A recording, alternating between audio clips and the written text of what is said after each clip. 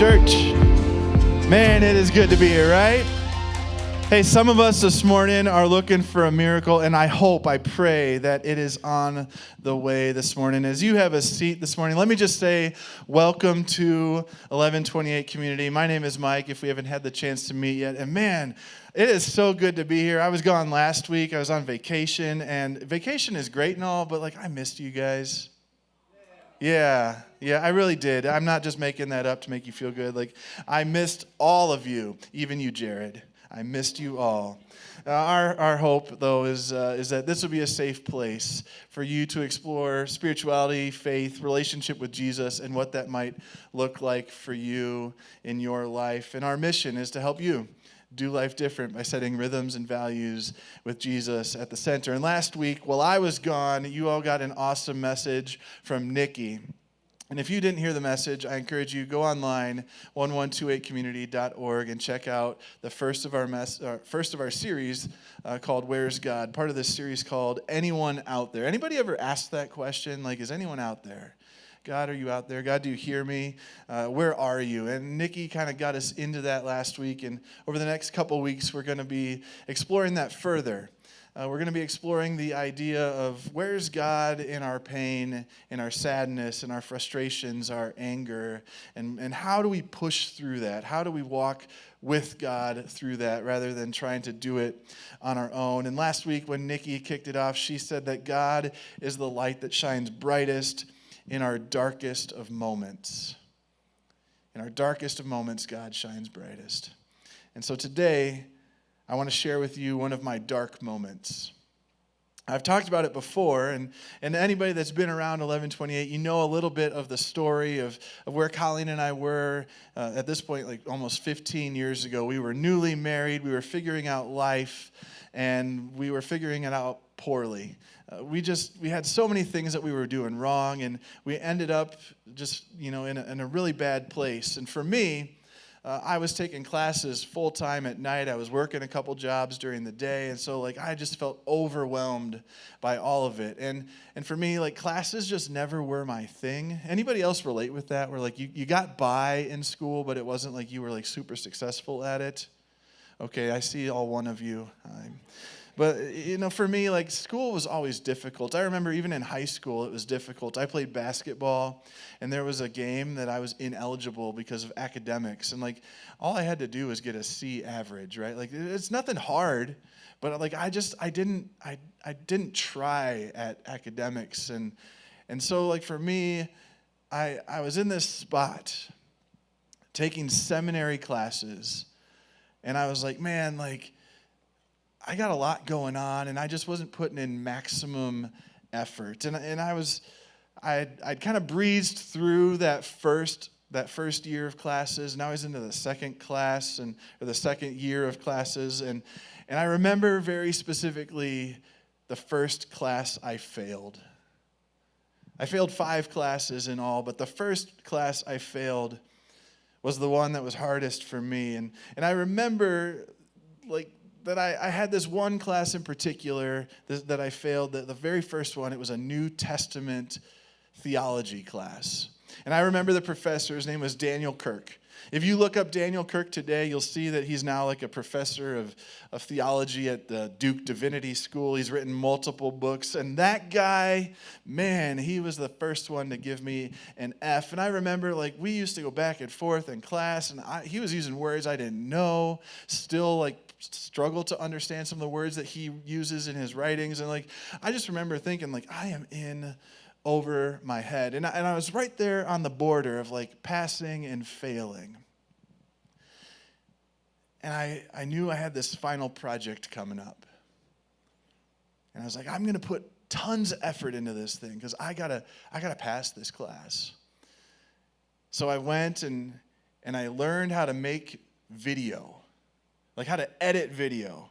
And I put together the best video you will ever see in your life. And I dug it up and I found it. And here's the first 30 seconds of it for you right now.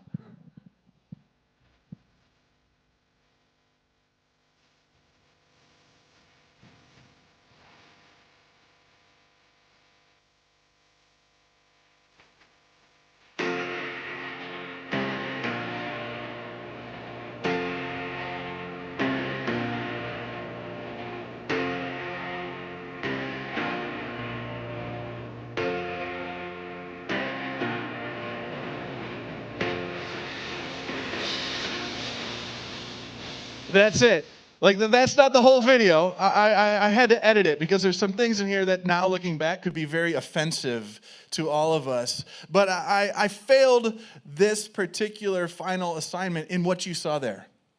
Did you catch it? Did you see what I did wrong? Because like even looking at it today, I still don't really, I mean, I know because he told me. But I look at it, I'm like, that looks great. That is 2010, Mike's first try at editing video.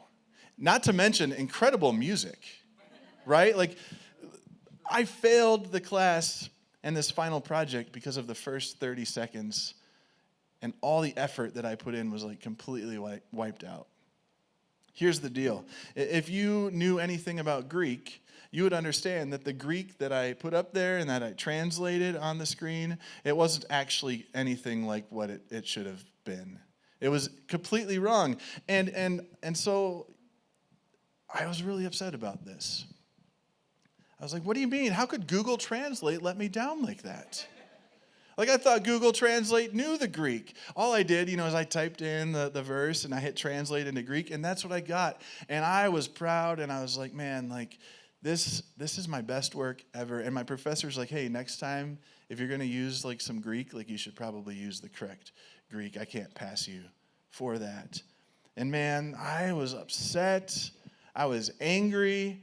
I was frustrated. I was mad at Google. I was mad at my professor for not being lenient whatsoever. I was willing to blame just about anyone and anything except for myself. Man, that's pretty immature. To blame everyone and everything other than myself. And we tend to do that, right? Think about your own life. You tend to blame others. When we hurt, we blame someone else. When something doesn't work out, we blame something else. When we fail, we blame others. When relationships fall apart, it's always the other person. It's not me. When money is tight, we blame them for spending too much, or we blame the organization for not paying enough. We blame friends, family, bosses, spouses, kids, parents. We blame politicians even. Matt was just telling me a story this morning about this lemonade that kills people from Panera. Y'all heard about this? And apparently that's Joe Biden's fault, according to Donald Trump. And I don't know if it's true or not, but we blame people for everything, right? We blame people. We blame systems, organizations, processes, and things. When we experience pain, we want to seek out answers. We want to understand why. And because we really can't make sense of it, or we don't like what we're hearing, we choose to blame others. We choose to blame things. We blame. And I think deep down, ultimately, we want to experience healing. When we experience hardships, we want to be healed. We want to be able to move on. We want to move on in healthy ways. And somehow we think that if I can blame it, if I can pass it off onto someone or something, I am going to be healed. I'm going to experience this deep change within me. But here's the truth that I needed to hear this week, and I think some of us in this room need to hear. Blame, it may explain, but it rarely, probably never, ever heals. Blame may explain what is going on, but it's not going to heal. It just isn't. It might make you feel better in the moment. You might be able to say, I told you so. You might be able to say, okay, I can move on. It gets you off the hook. But the reality is you are going to carry wounds from that hurt, that pain, that frustration, that anger into everything else until you actually heal. An unhealed hurt, it's going to erode our ability to live freely and lightly. Unhealed hurt, that's not what God wants for us. It's really not. Now, one of my favorite passages in Scripture is about a blind man. And I've talked about the blind man many times here before. This particular story about the blind man, it comes from John chapter 9. And I love this story because there's a blind man who's born blind at birth. It's not like he got his eye poked or anything and he lost his sight. Like, he never saw. He was born that way. Like, that's how he grew up. He experienced blindness from day one. And so Jesus is walking through the streets when he encounters this blind man, and he notices as he went along the blind man from birth. And his disciples ask him, "Rabbi, who sinned?" A normal question when you see a blind man, I suppose, at least in those days. Who sinned, this man or his parents, that he was born blind? And Jesus tells it like it is. He says back to these guys, like, you're looking for someone to blame here. You want to know why he's blind, and you're looking to blame either him or his parents for his blindness. Now, I want to consider this really quickly, and I want to point out just a couple things here. This man had endured a life of suffering. Being blind is not an easy thing. You have to rely on others. You have challenges that many of us never face. You have social, emotional, and physical struggles that are just unimaginable in some ways. And beyond that, you have to rely on others quite a bit. You can't just sort things out for yourself all the time. And here's what's really crazy about this, and you pick it up in that question. If a person had an illness or a disability in those days, there must be a reason for it. There must be somebody that's at fault. Those things are the result of somebody's sin, whether it was a parent's sin or their own personal sin. Disabilities and illnesses, they were seen as like these are the consequences for what somebody has done. And that's why the disciples ask, who sinned? This man is blind. He's got a disability. Somebody must have done something for him to be this way. The pain that this man is living with, it's got to be explained. The suffering that he's dealing with regularly on a daily basis, somebody's got to be at fault. Blame must be given. Blame must be placed. But here's the thing about Jesus. Jesus isn't here to assign blame. Jesus had a very unique mission, and his mission was to be the source of healing and reconciliation, a source of life. And so Jesus shifts the focus from blame into this other, look at what I can do kind of realm. John captures the words of Jesus when he says, look instead for what God can do. Instead of looking at this man and seeing his illness or his disability and blaming someone for why he is the way he is, instead of like wanting to place blame, look instead at me. Look instead at what God can do. And then he says, check this out. Check this out. For as long as I am in the world, there is plenty of light. I am the world's light. I am the light. Like this blindness, disabilities, sickness, those feel very dark. There's a lot of pain and suffering that goes along with those things. But as long as I am here, as long as God is present with you, light is going to drive out darkness. And it's a reminder of what John says in chapter 1, verse 5, when he says, the light shines in the darkness, and the darkness can never extinguish it. Jesus is reminding us, he is the light. Jesus is telling us, like, I am the healer. I am here to drive out pain and suffering and darkness.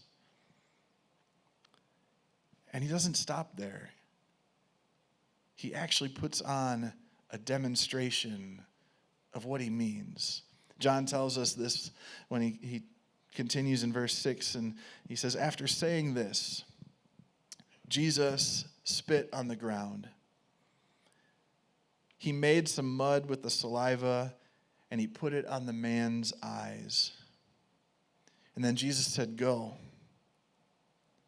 "Go," he told him, "wash in the pool of Siloam." And this word, it means sent. And so the man went. The man went and washed, and he came home seeing. Jesus says, "I am the light. I'm going to drive out darkness, and let me show you what that looks like. Let me heal this man right here." And he does. What's interesting to me, and maybe you've picked up on it, is that this healing, it required something of the man. He had to do something. Jesus says, "Go.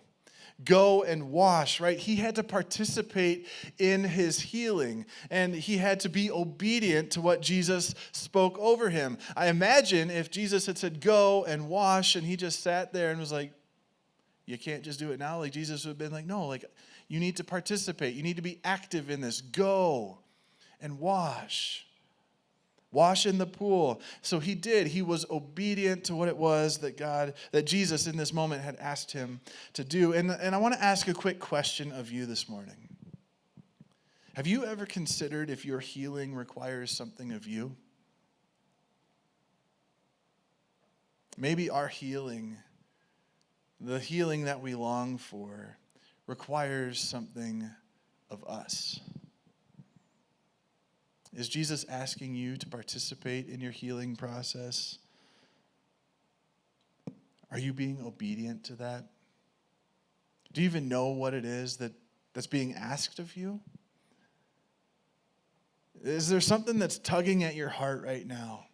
Is there something over the last several weeks that keeps coming to mind as like a sore spot, a spot where you just feel like, man, I'm not necessarily over that yet. I thought I was, but I'm not. Is Jesus actively asking you to participate in the healing process? And are you being obedient? Are you going and washing your eyes? Or are you sitting there being stubborn saying, "No, I don't want to do that. No, that's too uncomfortable for me"? Jesus told this man, don't stay where you are. Don't stay stuck right here. You don't have to be blind. You don't have to suffer any longer. Don't look to place blame for your pain. It's not your parents' fault. It's not your fault. Like, this is darkness, and I'm going to drive it out, but you have to participate in it. Go and wash. Go and be an active participant in your healing.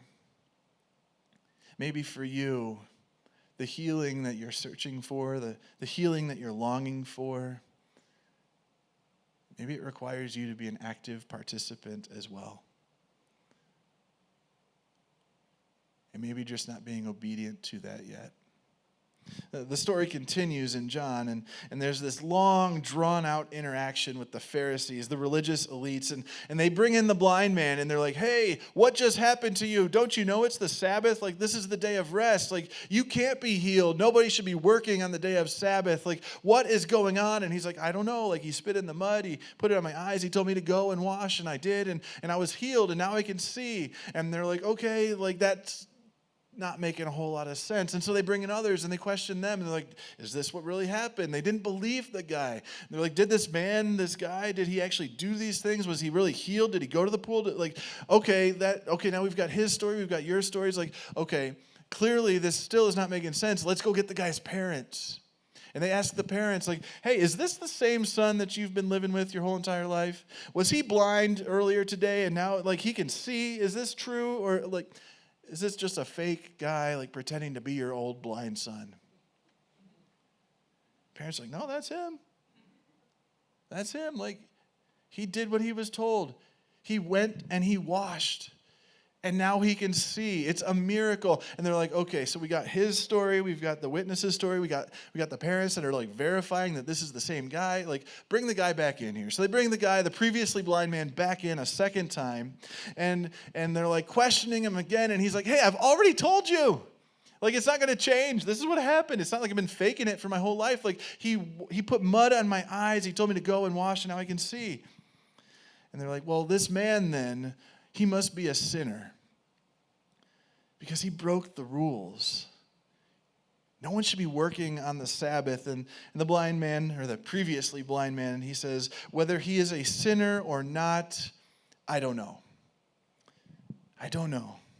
But one thing I do know, I was blind, but now I see. And I feel like he's getting a little bit more like, come on, like, obviously I can see now. Like, why don't you just believe me? And he continues, nobody has ever heard of opening the eyes of a man born blind. And if this man were not from God, he could not have done anything. Man, like, he's getting bold at this point. He's like, listen, this is my testimony. I have been changed. I've been transformed. I couldn't see, but now I can. And I do not know who this guy Jesus was before, but man, like, if he's not from God, like, I don't know what's going on, because like, he could have done nothing if he wasn't from God. So, okay, he's processing out loud. He's a verbal processor. And he's like, hey, this must be God because I can see now. Man, like, that is a testimony. Like, God changed me. Why don't you all believe me? This man was changed. Not only had his physical sight been opened up, but his heart opened up as well. He had no faith. And now here he is talking about Jesus and believing that he is the Son of God. He's proclaiming in boldness that this man is the Son of God. And there was that spiritual pain, that physical pain. It was all kind of taken away. That spiritual pain being the assumed sin, the assumed guilt, that was removed, right? Like, it wasn't his parents' fault, and it wasn't his fault. Like, it was driven out. Light drove out the darkness, and that spiritual blindness, it was healed. He could see Jesus for who Jesus really was, and he discovered truth that he had never, ever seen before. And the reality of this room here this morning is that some of us are sitting here suffering like the blind man. You've been carrying hurt, you've been carrying pain, sorrow, sadness, frustration, anger, guilt, and shame for a long time. You've tried to explain it away. You've tried blaming on others or on other things. You've tried telling yourself that you're good, like, hey, I got it, I'm good, I've moved on. But there are times in life where it sneaks back up and it's just right there again in your face, and you know, like, I'm not good. I'm not healed. And maybe you're sitting here right now and you're like, I felt that. I feel that here this morning. Maybe you've told yourself, like, I am good. I really am good. And you've tried talking yourself into it. But there's triggers, there's situations, there's even maybe people. Maybe even people that you're sitting by right now that cause that pain to resurface in ugly ways. You're not alone. Jesus came to be the healer of pain, of suffering, to remove the shame and the guilt of it all. And I'm so glad that you're here this morning. But I don't want to ignore the fact that for the majority of us, we don't relate. We don't feel like we've been carrying any real pain around with us or any baggage from hurt for a long time. We're the tough guys. Maybe we're blind to it. Maybe we're stubborn and we don't want to admit that it's really there. Like, we could feel it like deep in there, but it's like, nah, like, I'm good. Maybe you even celebrate like how stubborn you are. I'm going to push through this. I've pushed through it in the past, and I'm going to push through it again. But let me remind you that pain that you've tried blaming or placing elsewhere, it's still there. It lingers. And all it's doing is eroding your ability to live freely and lightly. A few weeks ago, my grandfather passed away. And we celebrated his life just a couple days ago on Friday. And so I've been thinking about him and remembering, stories and memories and experiences and the French toast that he'd make in the morning when we get up after staying at their house on a Friday night. And I remember as a child, one Veterans Day, learning that he'd been a Navy veteran. And I was really excited to say, hey, Papa, thank you for your service. And I thanked him. We went over to their house and I thanked him. And he was like, oh, I don't deserve that. I don't deserve that. He wouldn't accept it. And I've always remembered that. That's always stuck with me. Why wouldn't he accept that? I'm grateful for his service to our country. And the last time I saw him, about 6 weeks ago, it came back up. And we talked about it.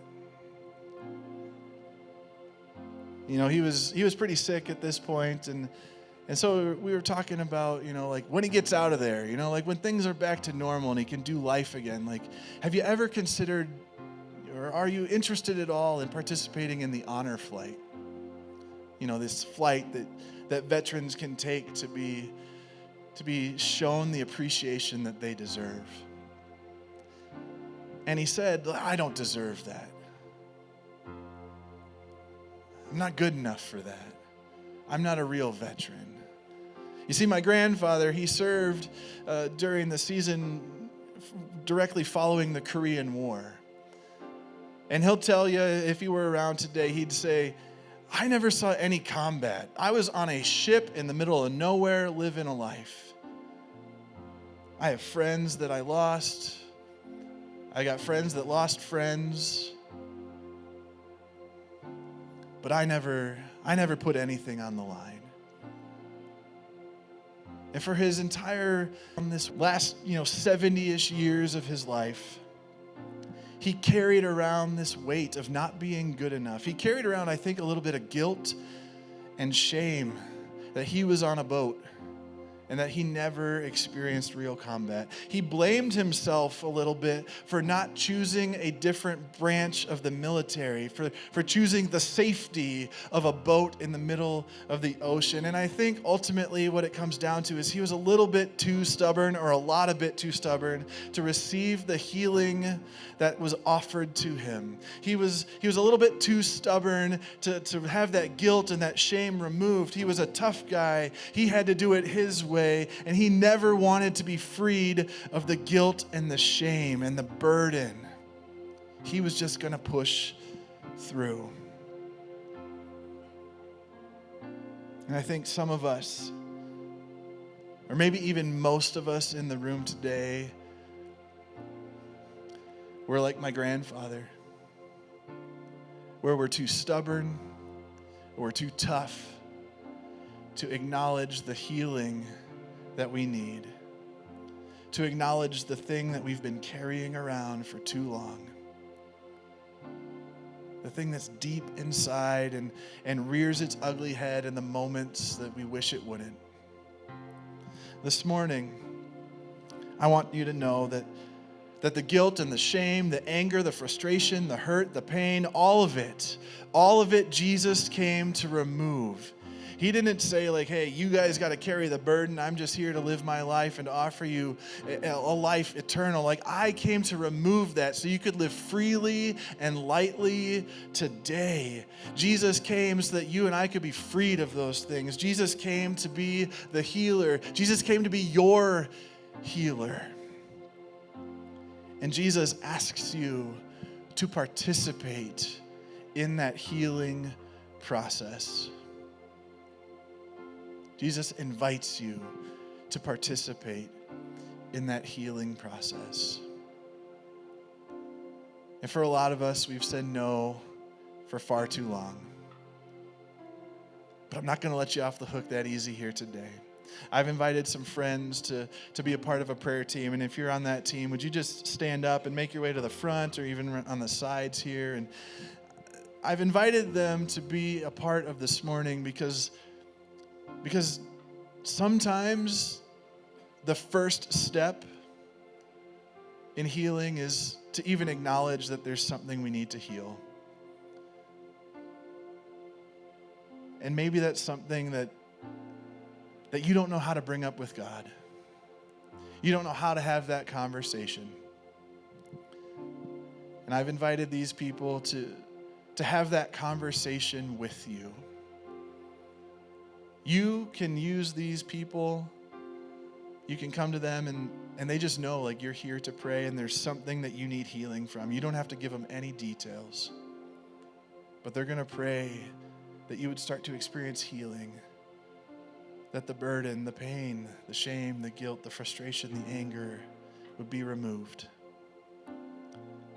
That you would have a testimony like the blind man that's bold and says, Jesus is my Lord. And Jesus is changing me. So as we step into this time of prayer, please come and use these folks, and we'll get a couple more so it's not weighted just this way over on this side as well. Please use them, utilize them. They want to pray with you. And if you're here and you're like, hey, I don't want to pray with these folks right now, you're not off the hook either. You're welcome to stay in your seat, but I want you to look at somebody around you. I want you to find that person, whether it's a face-to-face contact or hey, I'm going to pick that person over there, and I want you to pray for them. I want you to pray that they would experience healing. And as you pray for them, know that somebody else in this room is praying for you. This morning, I think we're all going to leave here feeling like we've been healed a little bit because we've invited Jesus into our situation, because we've actively participated in the healing process. So let's step into that moment now and pray with each other and for one another.